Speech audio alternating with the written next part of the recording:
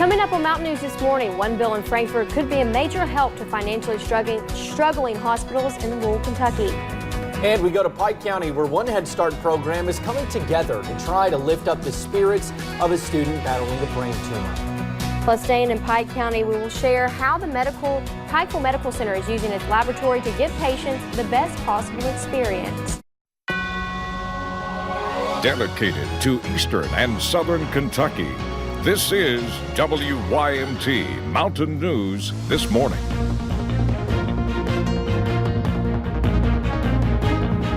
Good morning. It is 6:01. I'm Will Puckett. And I'm Madison Pergram. Thank you for tuning into Mountain News This Morning on this Wednesday.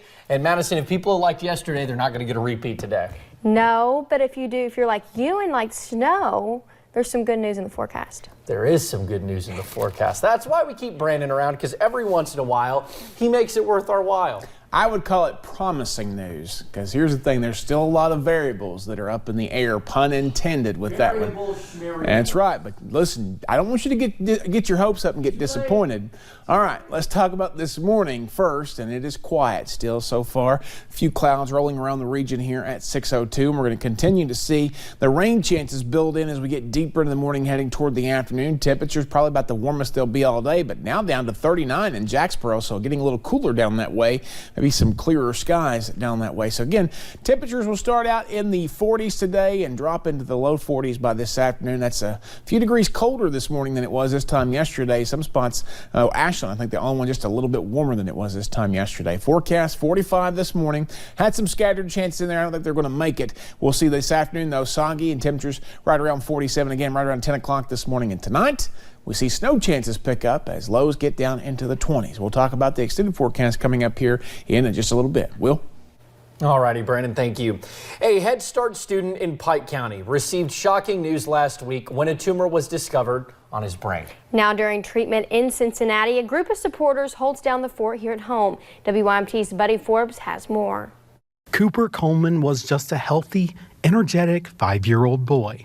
He came to school, we planted lima beans, he showed off his Humpty Dumpty. Until he wasn't. He went home on parent pickup Tuesday, just like all my other children did. Little did we know Wednesday he would be ambulanced to Cincinnati Children's Hospital and diagnosed with a brain tumor.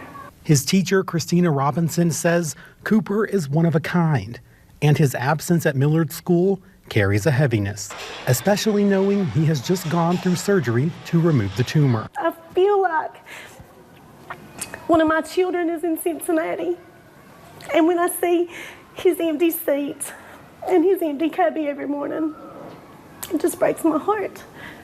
And the students just miss their friend. And they want to know about Cooper. They ask about him every morning and that he's going to get better and when's he coming back. Which is why they have been active in sending him their well wishes. The Head Start classes created homemade cards for Cooper, and many people have sent e-cards through the Cincinnati Children's Hospital website. His mom printed out over 50 and read each and every one of them to him yesterday. And he listened and smiled and was just so happy to know that there's people that love him and support him and miss him and are praying for him, which is most important. A community sending love and prayers to Super Cooper. In Pike County, Buddy Forbes, WYMT Mountain News. Now, Cooper's family is updating his progress through the Super Cooper Facebook page. To send an e-card to Cooper, head over to our website at WYMT.com. A Kentucky House committee approved a bill to create a loan program to assist financially struggling rural hospitals. The bill is seen as a way to protect rural health care. Hospitals situated in counties with fewer than 50,000 people would be eligible for the loans. The State Economic Development Cabinet would administer the loan program. The bill will now be considered by the full House. And the Pikeville Medical Center is using its laboratory to give patients the best possible experience with state-of-the-art equipment to perform and secure sample testing. The hospital says it is currently more prepared than ever. An automated line allows medical staff to label and take samples in the patient's room, then drop it into a chute where it is sent directly to the lab. Professionals say it is about creating a safe and easy environment. In order to bring in a lot of patients from the region that needs more high specialty testing done, we're able to do that, keep the turnaround times a lot faster and get the patients back out of the hospital where they want to be in a much more timely manner. The lab also streamlines more serious issues and immediately informs doctors when tests are clear. Hospital representatives say this is one of the ways PMC works to provide quality care. People frustrated with Suddenlink issues gathered at the Pike County Fiscal Court yesterday. Last week, Pikeville City Commissioners requested that a representative from Suddenlink come and speak at their meeting. At last night's meeting, people discussed what action they might take. Some say their bills have increased despite ongoing service outages. And Kentucky Senate President Robert Stivers has filed a bill to stop future governors from reorganizing the State Board of Education. It comes after Governor Beshear replaced the board immediately after taking office. Stivers says his bill would make sure the board members have political, gender, and racial diversity. Under the bill, Governor Beshear's appointees would lose their seat but could be reconsidered for the position. We have the results of special elections in 2 Kentucky House districts. A Republican will represent House District 99 for the first time since 1980. Richard White defeated Democrat Bill Redwine in the special election. Rodkey Atkins held the seat for decades before transitioning to a position in the governor's office. The district represents voters in Rowan, Elliott, and Lewis counties. And a bill in Frankfort would eliminate taxes new parents can face. That include taxes on baby products like diapers, wipes, and baby bottles. Right now, the tax is 6%. And Louisville Representative Atika Scott says she filed the bill after learning that families were struggling to buy the necessities. One mom says the bill could help her growing family save money. It would save a lot of money, especially for the ones who really need to save the money. Adding up, that's a lot. You know, that's 6% of each. I think that's a lot to me. And I have, low income. That's a lot to me. According to the National Diaper Bank Network, there are 10 states exempt from taxes on diapers. Representative Scott says if passed, the bill would take effect in August and would last for 4 years. Governor Andy Beshear renewed his push for more social workers in Kentucky yesterday. It was standing room only in the crowd that gathered at the state capitol.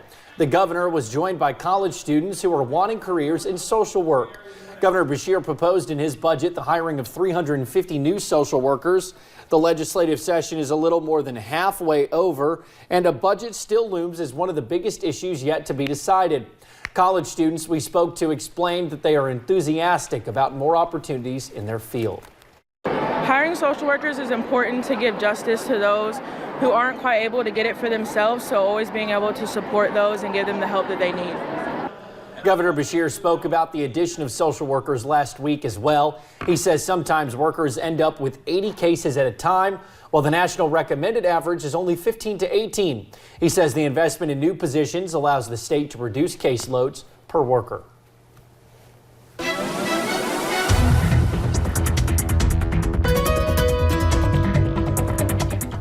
Visibility a bit rough in some areas this morning, including Moorhead and up towards central Kentucky, but we have seen some patchy dents falling across parts of the region this morning, so just give yourself some extra time to get out the door. Temperatures anywhere between 39 in Jacksboro and 49 in Jackson and in Prestonsburg this morning, so fairly mild to start this day. Emoji cast, rain will transition to snow later tonight, then snow possible early tomorrow for some sunshine by the afternoon, and Friday we're still looking at the possibility for some more snow. We'll keep you posted on that. The headlines as we look ahead real fast. Again, colder weather coming, and we'll see a big cool down as we head from today toward the weekend. Madison.